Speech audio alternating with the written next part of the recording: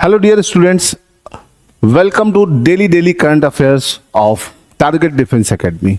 आज नवंबर की पहली तारीख है और 1 नवंबर की टॉप करंट अफेयर्स को हम आज आपके सामने लेके आ गए हैं।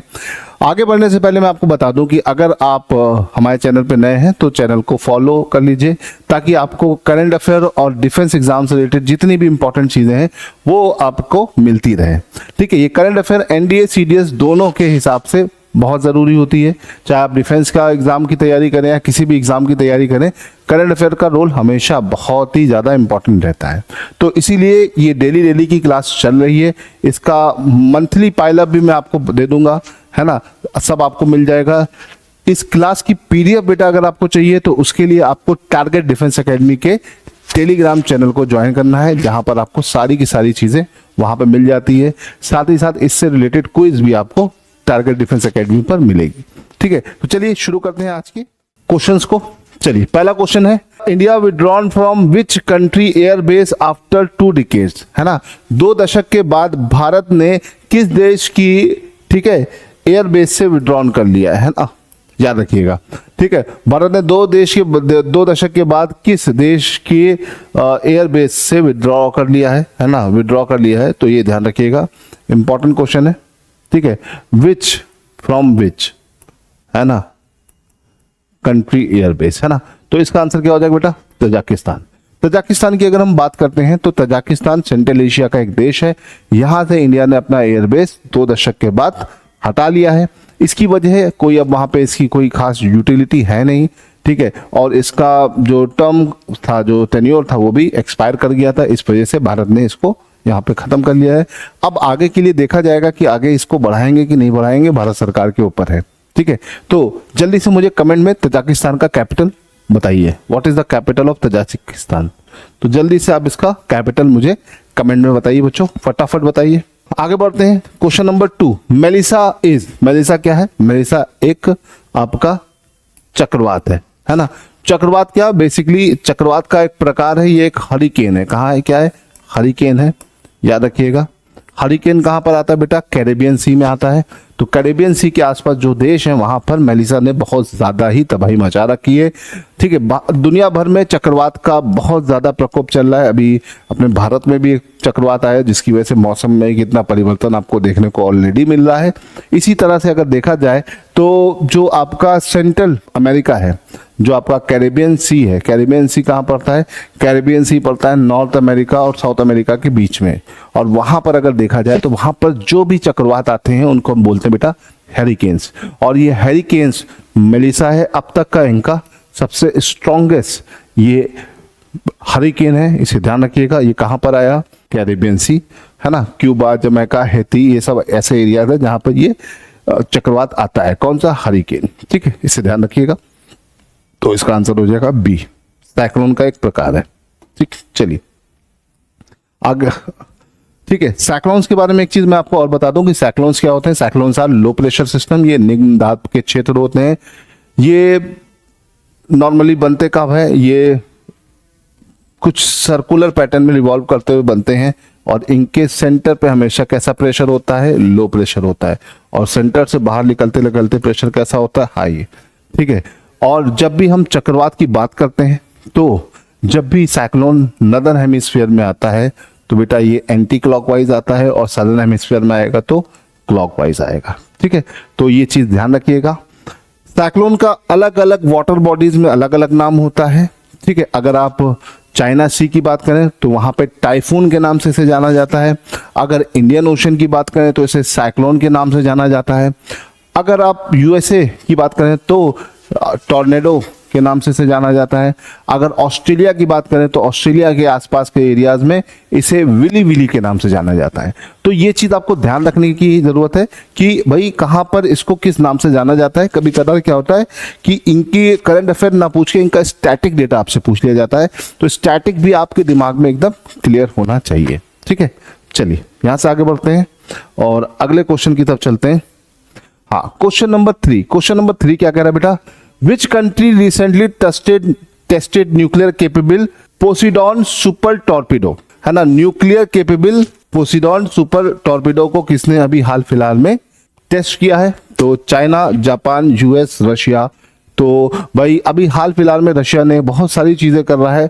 अभी न्यूक्लियर एनर्जी द्वारा संचालित उसने एक मिसाइल भी करी थी, और अभी रशिया ने ये भी करा है। क्या किया है? इसको भी टेस्ट किया है। तो इसका आंसर क्या हो जाएगा बेटा? इसका आंसर हो जाएगा रशिया। याद रखिएगा, Russia is the right answer of this question. ठीक है, रशिया की अगर हम बात करें तो दुनिया का सबसे बड़ा देश है, 2 कॉन्टिनेंट में फैला हुआ है, एशिया और यूरोप में। ठीक है, इसका मेजर पार्ट जो एशिया में है उसे हम साइबेरिया बोलते हैं, और थोड़ा सा पार्ट यूरोप में है तो वो रशिया के नाम से जाना जाता है।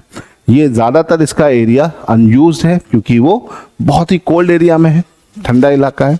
तो याद रखिए कि दुनिया का सबसे बड़ा देश रशिया। रशिया के अलावा एक और ऐसा देश है जो 2 कॉन्टिनेंट में फैला है, वो है टर्की या तुर्की। तुर्की वो दूसरा देश है जो 2 कॉन्टिनेंट में फैला है, वो भी यूरोप और एशिया के बीच में पाया जाता है। तो इसे ध्यान रखिएगा, ये बहुत इंपॉर्टेंट चीज़ है। ठीक, और रशिया बैक टू बैक बहुत सारी चीज़ों को लेके आया है, तो इसे ध्यान रखिएगा। ठीक, ये देख सकते हैं आप इनके चित्र वगैरह, जो कि अक्सर अगर थोड़ा सा देख के याद करेंगे तो आपको जल्दी याद होता है। ठीक है, चलिए यहाँ से आगे बढ़ते हैं।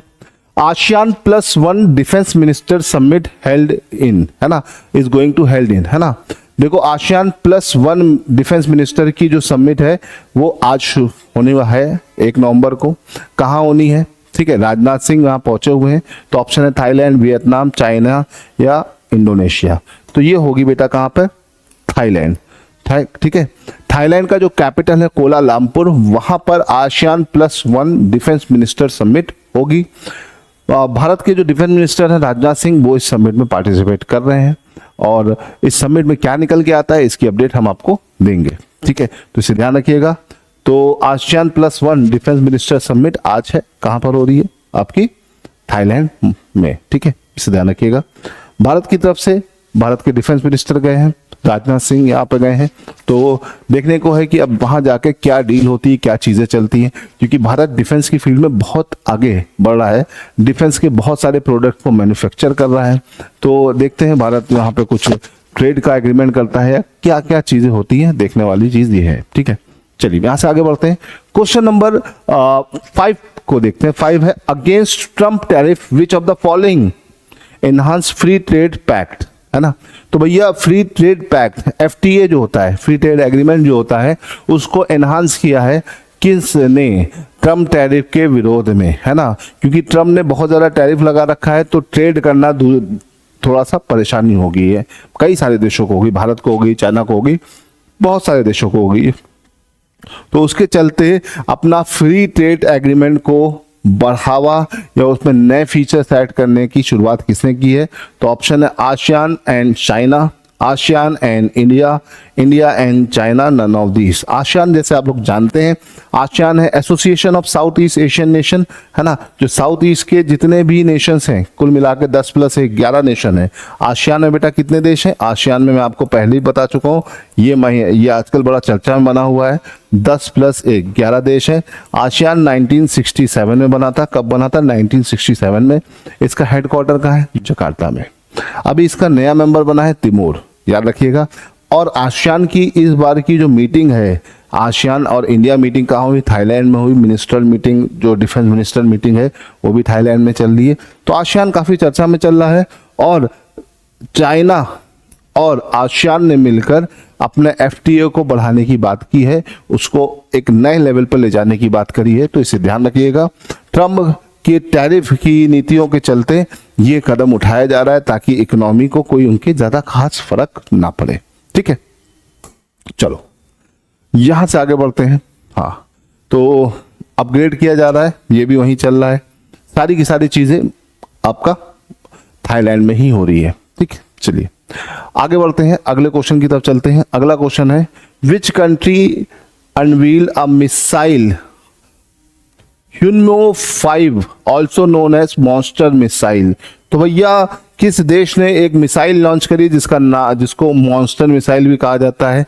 एक्चुअली में इसका नाम क्या है? इसका नाम है ह्यूनमो 5। ठीक है, तो तो ये किसने किया? North Korea, Japan, China, Mongolia.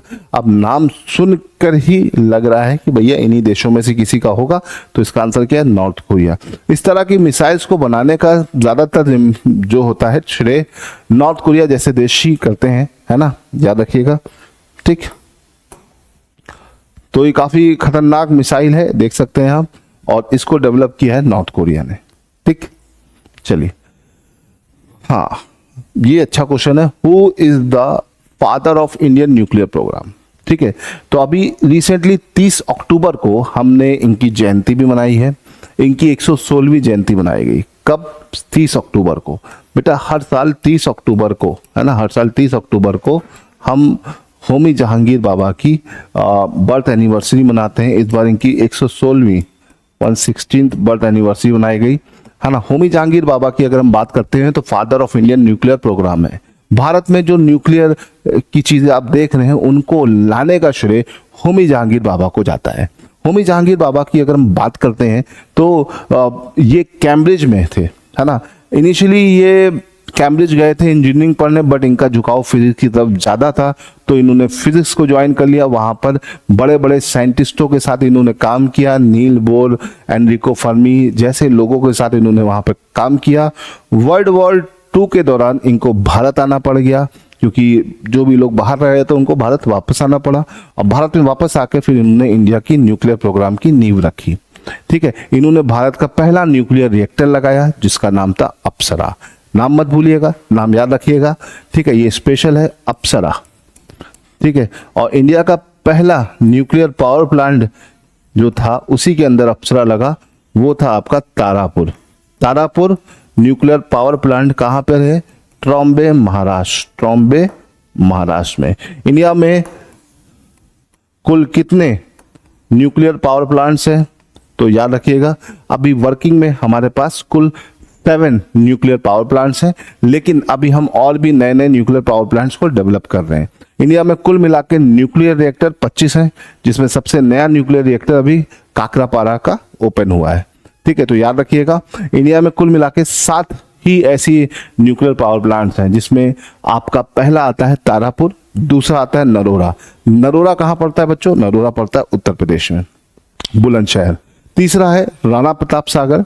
Rana Pratap Sagar की अगर हम बात करें तो राणा प्रताप सागर रावत भाटा राजस्थान में पड़ेगा। फिर आपका आएगा चौथा कलपक्कम, कलपक्कम आपका तमिलनाडु, चेन्नई। फिर आएगा कैगा, कैगा पड़ेगा आपका कर्नाटका। फिर कुन्नम कुल्लम, कुन्नम कुल्लम आपका तमिलनाडु।